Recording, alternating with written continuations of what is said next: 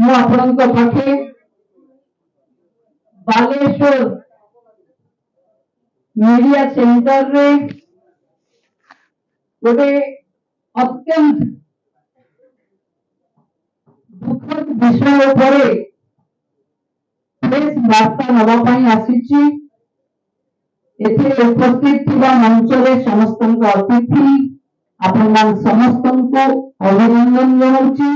निर्धारण delimitation bill 2026 केंद्र शासित अंचल संशोधन बिल 2026 याको ये तीनोटी बिल संशोधन पाई ये सरकार आनीथिला एवं जनसंख्या अभाव हबो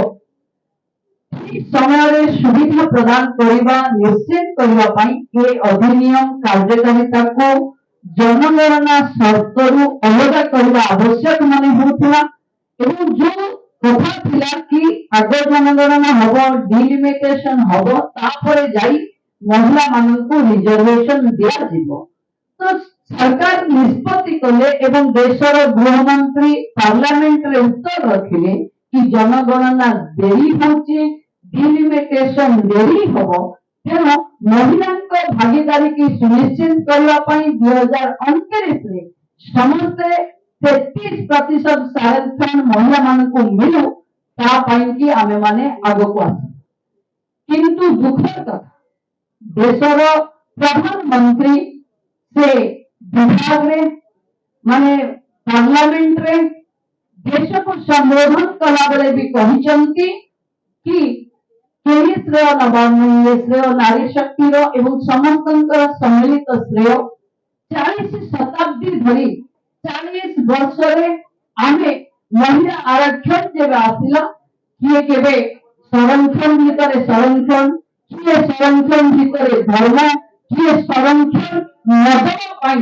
अनेक बहानाबाजी कले। बंधु माने मु केवल आपनको से ओडिसा रो स्वार्थ संबलित जो कहउथिले मु ओडिसा परिप्रेक्षी रे ओडिसा रे 21 की लोकसभा सीट अछि। वर्तमान स्थिति रे 3.87% संरक्षण रो भाग हमर अछि। जदि 50% बढ़ी थांता सब पार्लियामेंट रे 50 भाग सीट को बढ़ी कि 33% आमे संरक्षण करि थांते ताले ओडिसा रो वृद्धि हेई थांता 3.91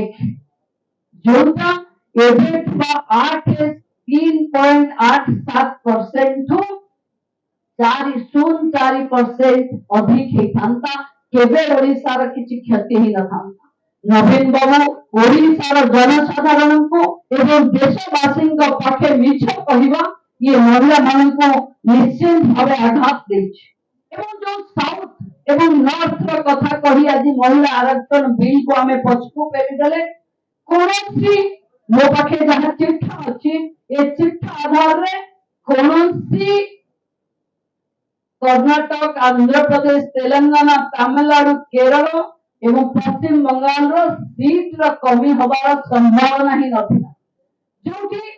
50% बढ़ी थांता सेथिरे समस्तंकर सामुदायिकता बढ़ी थांता कारण हमें जानि जे जेतबेले संख्या 1971 मसिहा रे हमर जनगणना आधार रे हमें सीट को करैथिले एवं सेही सीट আজি पर्यंत अछि। एबे 2011 जनगणना अनुसार जेतबेले हमें सीट रिजर्वेशन डिमांड करूचे सुनिश्चित करबा कथा 2029 रे ओडिसा भारत वर्षर नारी शक्ति 33% संरक्षण रे पार्लियामेंट एवं विधानसभा जिबे जोठी लॉ मेकिंग हबो सेही जागा रे हमको दुख एवं परिताप एवं अन्य सहित कहबा को पड़ुचे कि नारी शक्तिर समान एवं भागीदारी अधिकार को दबारे आज देश प्रधानमंत्री चाहूला बेले इंडिया अलायंस तर महिला विरोधी नीति पाई आज पछकु हटी निश्चित भावे राज रास्ता रे विरोधर सामना करिवे एक प्रस्तुत रहिवे एवं महिला माने जो माने हमें विभिन्न फॉर्मेट रे अछु